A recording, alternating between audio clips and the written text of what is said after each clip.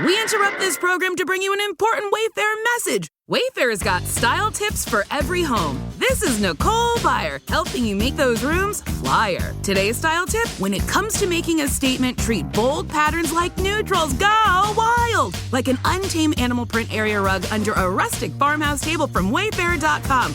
Ooh, fierce! This has been your Wayfair style tip to keep those interiors superior. Wayfair, every style, every home. All right, everybody, welcome back. So, you know how sometimes one thing just seems to be on everybody's mind? Yeah, definitely. Right now, that thing is absolutely tornadoes. We've been seeing a ton of questions from you all about the recent severe weather, especially about the, well, frankly, terrifying twisters that just tore through the Midwest. Yeah, you're right. It's been kind of hard to miss. In fact, we're seeing that reflected in our data, too. A massive spike in searches, all things tornado related. I'm talking everything from people just trying to figure out, okay, what is a tornado exactly, all the way to super specific searches zeroed in on particular locations. That makes sense, I guess, after seeing those images. Oh, absolutely. It's understandable. This kind of event is going to grab anyone's attention. Yeah. Makes you think and worry, of course. For sure. So let's actually dig into some of that data, shall we? Some of the most common searches we're seeing are really locked in on certain places.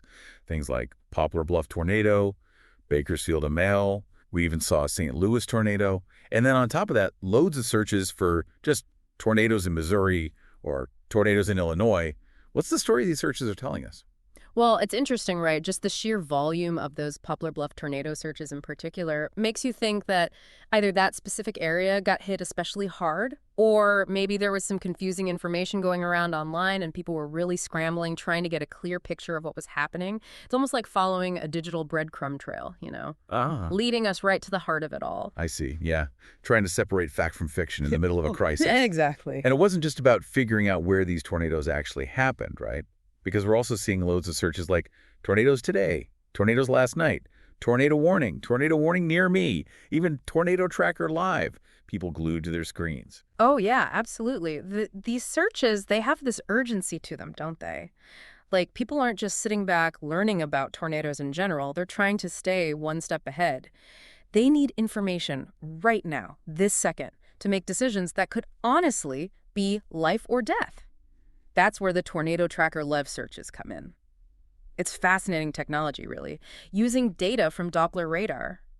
Do you know it can actually detect the rotation inside a storm? Whoa, seriously? Yeah. So it's like an X-ray vision for storms, seeing right through them to what's going on inside. Exactly. Wow, that gives people those precious few minutes to get to safety. Precisely. It's incredible how technology has advanced. Absolutely incredible.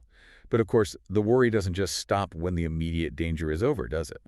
We're also seeing a lot of searches for things like tornado damage, storm damage today, people wanting to know what happened after the storm passed. Makes sense. These searches, they show that deep concern for the aftermath. People want to understand the scope of the damage, know how communities are coping, and figure out how they can help.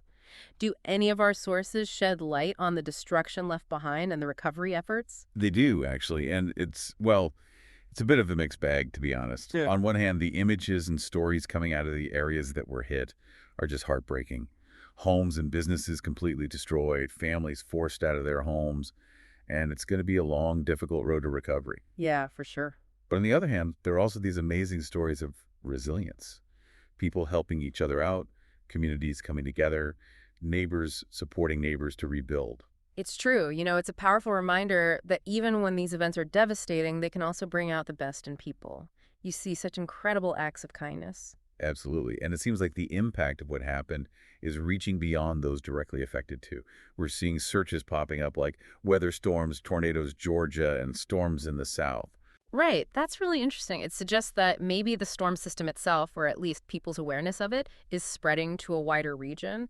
It could be that people are worried about similar storms forming in their own areas, or maybe they're wondering if this was part of some larger weather pattern.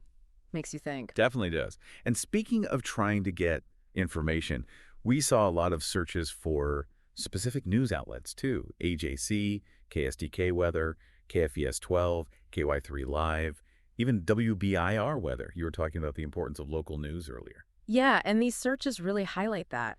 When things like this happen, people naturally turn to sources they trust, especially local ones, to get accurate, up-to-the-minute information. It makes sense. Those local news outlets are often really ingrained in their communities, so they can provide those hyper-local details that are so crucial during emergencies. They're on the ground. They're seeing it firsthand. Exactly. So, taking a step back, looking at all of this, what does it tell us? What did we discover by diving deep into all these tornado-related searches?